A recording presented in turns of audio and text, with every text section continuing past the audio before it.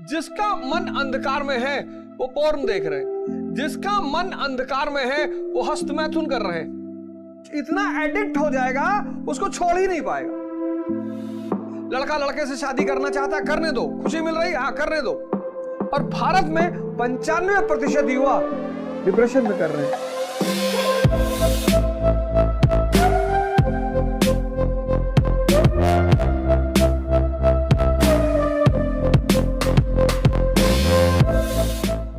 मानव इंद्रियों पे जी रहा है, सेंसेस पे, और जो भी सेंसेस पे जी रहे हैं वो दुखी है।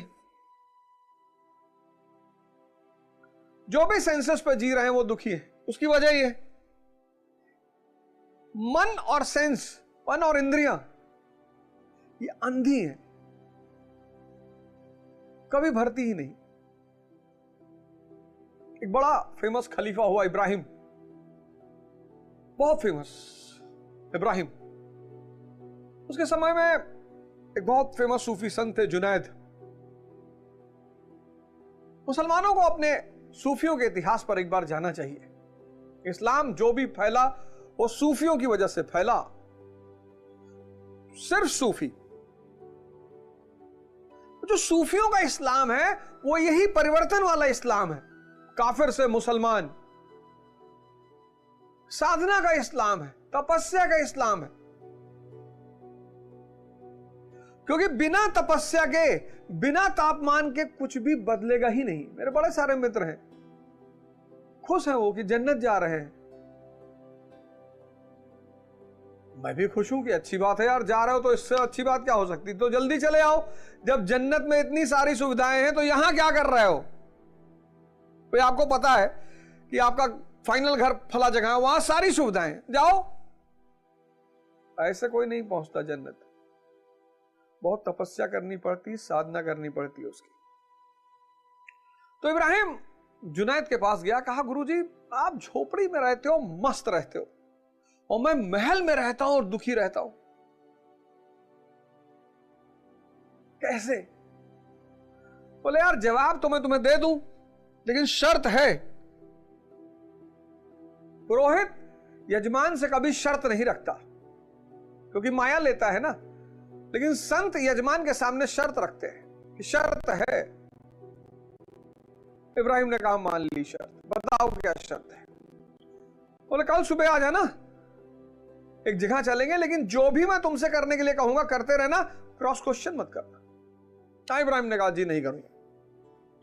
दूसरे दिन इब्राहिम पहुंचा, जुनैद लेकर उसको एक कुएं पे गए, और कुएं में के पास एक बाल्टी रखी थी। उस बाल्टी में बेस नहीं था, पेंदा नहीं था, नीचे से खाली थी,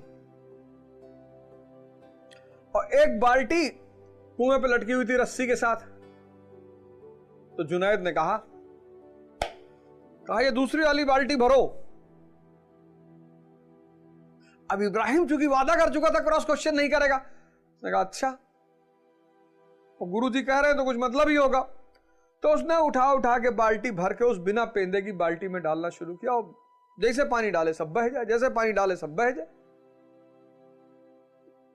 ऐसे करीब आधा घंटा चला, और तब इब्राहिम ने कहा, कहानी को ध्यान से सुनिएगा, यह हमारी आपकी कहानी है। हम आप भी इस बिना पेंदे की बाल्टी यानी मन को भरने की कोशिश कर रहे हैं। आधे घंटे बाद इब्राहिम ने कहा कि सरकार ये बाल्टी तो कभी भरेगी ही नहीं। अरे बोले जाहिल, यही बात तुम्हें सिखाना चाहता हूं कि ये जो मन और इंद्रियों रूपी बाल्टी भरना चाहते हो ये कभी नहीं भरेगी। इसीलिए जो भी आदमी इंद्रियों पे जी रहा है, धन चाहे जितना रखे हो, धन चाहे जितना रखे हो, परेशान जरूर है, क्योंकि वो बिना पेंदे वाली बाल्टी को भरने का प्रयास कर रहा है।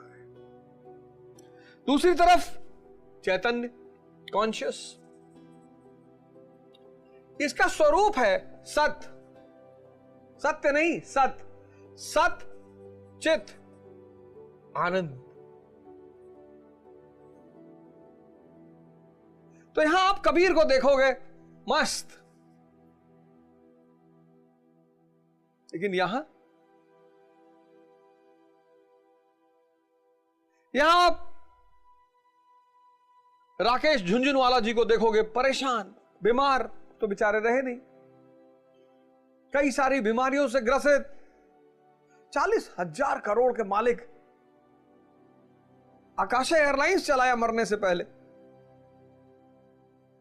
क्या क्या बात है, परम आनंद। इस परिवर्तन, इस यात्रा का सूत्र सारे धर्मों ने दिया है।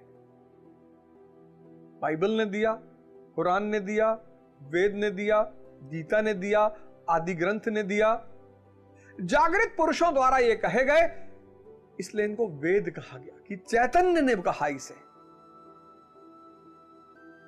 तो बदलना तो सबको है, आज नहीं तो कल, और इसकी शुरुआत होगी